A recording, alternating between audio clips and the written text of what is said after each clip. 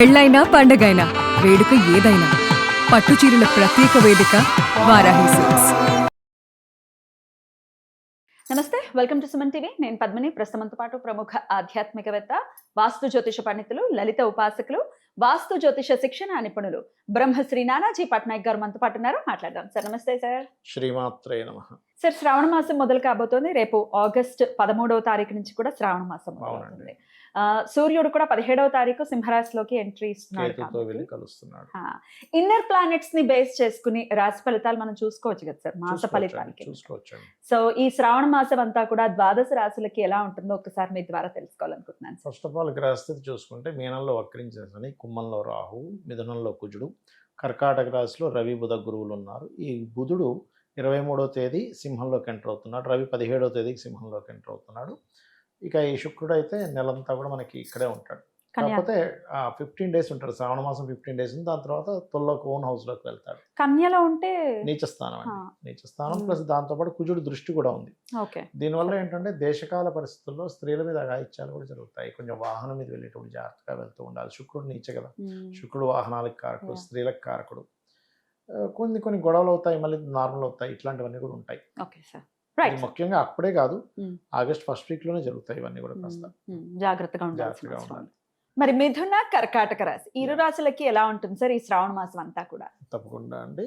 ఇక్కడ మనం మిథున రాశిని, కర్కాటక రాశిని చూసుకుంటే గ్రహస్థితులు మరియు ఈ యొక్క విషయాలు చెప్తుంది నేనైనప్పటికీ చెప్పిస్తుంది సాక్షాత్ లలిత అమ్మవారిగా భావిస్తూ మిథున, కర్కాటక రాశుల వారికి అమ్మవారి యొక్క అనుగ్రహం పరిపూర్ణంగా కలగాలని మనస్ఫూర్తిగా కోరుకుంటూ, ఇక్కడ మిథునం వారికి రాశిలో కుజుడున్నాడు. ఇది బాగా కన్సిడర్ చేయాలి. ఎప్పుడైతే కుజుడున్నాడో, మిథునం వారి కుజుడు పూర్వజన్మ కర్మకారక ప్లానెట్ యాక్చువల్గా. అందుకని వీళ్ళు ఏ గొడవ పెట్టుకోకపోయినా ఎవరో ఏదో గొడవ పెట్టుకుంటూ ఉంటారు. అంటే ఎవరో ఏదో ఒకటి, ఇంట్లో వాళ్ళనుకోండి, బయట వాళ్ళనుకోండి, కొంచెం వీళ్ళు గొడవల జోలికి వెళ్ళకూడదు. ఎప్పుడైనా ఒక పూర్వజన్మ కర్మకారక ప్లానెట్ యాక్టివ్ అయినప్పుడు కొంచెం జాగ్రత్తగా ఉండాలి.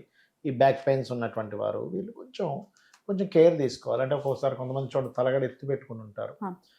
ఇది కొంచెం జాగ్రత్త తీసుకుంటే ఫైనాన్షియల్ గ్రోత్ అయితే చాలా బాగుంది ఈ శ్రావణ మాసంలో వీళ్ళకి. ఎందుకంటే గురువు 2లో ఉన్నాడు, ప్లస్ బుధుడు కూడా వచ్చున్నాడు అక్కడ. సో ఫైనాన్షియల్గా చాలా బాగా గ్రోత్ ఉంటుంది. అండ్ చేస్తున్న ఉద్యోగంలో కూడా ఎదుగుదల ఉంటుంది. కాకపోతే చిన్న ఈగో క్లాషెస్, 3వ స్థానంలో రవికేతువులు ఉన్నారు కాబట్టి 17వ తేదీ నుంచి రవి వెళ్ళి 3వ స్థానంలో చేరుకుంటున్నాడు కాబట్టి కొంచెం ఎవరితోనైనా తండ్రి తరపు వారు, మెడికల్ రంగాల్లో ఉండేటువంటి వారికి, లేకపోతే తండ్రి సమానులతోని చిన్న ఈగో క్లాషెస్ వస్తాయి. లేదా అన్నదమ్ములతో, 3వ స్థానం కదా, అంటే చిన్న విషయాలతోనే విడిపోతారు. చూడండి, పెద్ద పెద్ద విషయాలతో ఎప్పుడు విడిపోరు చాలామంది. ఇంకోటి ఏంటంటే కొంచెం ఈ మంత్లో ఫస్ట్ హాఫ్ అంటే ఆల్మోస్ట్ ఈ ఆగస్ట్ ఎండింగ్ వరకు కూడా కొంచెం వాహనం మీద వెళ్ళేటప్పుడు జాగ్రత్తగా ఉండాలి. ఇది ప్రధానంగా చూసుకోవాలి. వీళ్ళ యొక్క సంతానాన్ని విదేశాలకు పంపించే విషయంలో కరెక్ట్ స్టెప్ తీసుకుంటున్నామా లేదా, ఏదైనా రాంగ్ స్టెప్ తీసుకుంటున్నామా అనేది ఆలోచించాలి. వివాహ ప్రయత్నాలు సక్సెస్ అవుతాయి శ్రావణ మాసంలో వీరికి. అదేవిధంగా సంతానం విషయంలో మాత్రం కొంచెం జాగ్రత్త వహిస్తూ ఉండాలి ఫ్రెండ్స్ని తీసుకునేటప్పుడు అది. అండ్ అదేవిధంగా ప్రాపర్టీస్ తీసుకునేటప్పుడు, ఎందుకంటే 12th and 5th లాడు శుక్రుడు నీచబడుతున్నాడు కాబట్టి ఆ జాగ్రత్తలు తీసుకోవాలి. కొంచెం పితృదేవత ఆరాధన చేయాలి. ఎప్పుడైనా 9లో రాహు ఉన్నాడు, పితృదేవత ఆరాధన, సర్ప ఆరాధన, ఇవి చేయడం చాలా మంచిది. ముఖ్యంగా టీచింగ్ జాబ్స్ కోసము ట్రైనింగ్ ఇచ్చేవి, లేకపోతే లా రిలేటెడ్ ఉంటాయి. కొంతమంది జడ్జి పోస్ట్ కోసం ట్రై చేస్తూ ఉంటారు. లేదా బ్యాంకింగ్ సెక్టార్స్లో, ఫైనాన్షియల్ రంగాల్లో ప్రయత్నం చేసేటువంటి వారికి అనుకూలత చాలా బాగుంది చెప్పాలంటే. Right sir. ఇక కర్కాటక రాశి వారికి ఎలా ఉంటుంది సార్? కర్కాటక రాశి వారికి కనుక చూసుకుంటే రాశిలోనే గురువు ఉన్నాడు, ఎగ్జాల్టెడ్ గురువు. సో అది కాకుండా ఇక్కడ లక్కీ ఏంటంటే శని వక్రించాడు. అసలు ఒక పేరు రావడం, దైవానుగ్రహం కలగడం, ఒక మంచి గైడింగ్ దొరకడం, మంచి గురువులు దొరకడం, అండ్ ఇట్లాంటివి చాలా బాగుంటాయి. అంటే గతంలో ఏవైనా చిన్న డిస్టర్బెన్స్ ఉన్నా సరే అవన్నీ క్లియర్ అవ్వడం జరుగుతుంది. అదేవిధంగా సప్తమాన్ని చూస్తున్నాడు, పంచమాన్ని చూస్తున్నాడు. గురువు ఇప్పుడు మరి అక్కడ నుంచి సప్తమ పంచమాన్ని చూస్తాడు కర్కాటక నుంచి 5, 7, 9 ఈ దృష్టి ఉన్నందుకు ఏంటంటే వీళ్ళకి పర్టికులర్గా ఈ రాశి వారికి సంతానము, వివాహ స్థానము, హైయర్ ఎడ్యుకేషన్ స్థానం చాలా బాగుంది. కాకపోతే ఎంతైనా సెకండ్లో కేతు ఉన్నందుకు, వస్తున్నందుకు గతంలో ఏర్పడిన కొన్ని డిస్టర్బెన్సెస్, ఫైనాన్షియల్ డిస్టర్బెన్సెస్ కొంత తగ్గుతాయి. అయితే వీళ్ళకి ఫినాన్షియల్గా బాగుండాలి అంటే కనుక సూర్య కేతు గ్రహాల దగ్గర దీపారాధన చేయాలి ప్రధానంగా చూసుకుంటే కనుక. అదేవిధంగా ఇక్కడ మరొక విషయం ఏంటంటే కొంచెం మూడో స్థానంలో శుక్రుడు ఉన్నాడు కాబట్టి కొద్దిగా వీళ్ళు ఏదైనా అగ్రిమెంట్స్ శుక్రవారాలు చేయకపోవడం మంచిది.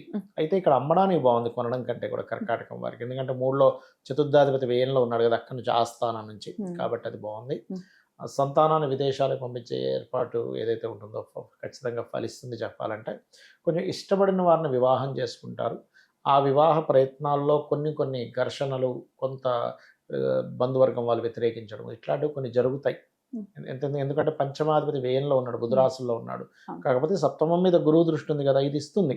కానీ సిచ్యువేషన్స్ అలా అయ్యి వివాహం జరుగుతుంది అనమాట.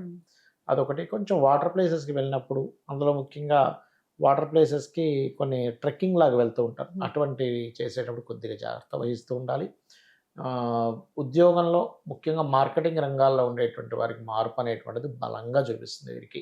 ఇక వీళ్ళు ఎక్కువగా సుబ్రహ్మణ్యేశ్వర స్వామి ఆరాధన చేసుకోవడము, గోవులకి తీపి చపాతీలు తినిపించడము, గోశాలలో కూర్చొని మనసులో శ్రీమాత్రే నమః అనే మంత్రం చేయడము, లేదా ఓం స్కందాయ నమః అనే నామస్మరణ చేయడము, వీరు ఎంత చేస్తూ ఉంటే అంత బాగుంటుంది వీరికి. ఇక మరొక విషయం ఏంటంటే, ముఖ్యంగా ఇంకా బాగా ఫలితాలు రావాలి అంటే పసుపు లేదా గంధపు నీరు ఉంటుంది, ఈ నీరు తీసుకొని, మనకి రావి చెట్టు ఉంటుంది కదా మనకి టెంపుల్స్లోనది, ఆ రావి చెట్టు చుట్టూ 3 కానీ 7 కానీ 11 కానీ 21 కానీ 41 కానీ మీ ఓపిక బట్టి ప్రదక్షిణం చేసుకొని ఆ నీటిని సర్పాల మీద, సర్ప ప్రతిష్ఠ చేసిన వాటి మీద కనుక వేసినట్లయితే 12వ స్థానంలో కూర్చుండేటువంటి ఎఫెక్ట్ తగ్గుతుంది. దీనివల్ల ఏంటంటే కర్కాటకం వారికి అనవసరమైన ఖర్చులు తగ్గుతాయి. ఇక్కడ ఎలా ఉంటుందంటే, ఇది మంచిదే కానీ కంపల్సరీ పెట్టాల్సిన ఖర్చులు ఉంటుంటాయి అనమాట, అది తగ్గుతుంది. చాలా నెలలో ఒక్కసారి సరిపోతుందా సార్ చేయడానికి? సరిపోతుంది, ఒక్కసారి చేయొచ్చు. మంగళవారాలు చేస్తే ఇంకా మంచిది, శని మంగళవారాలు చేస్తే.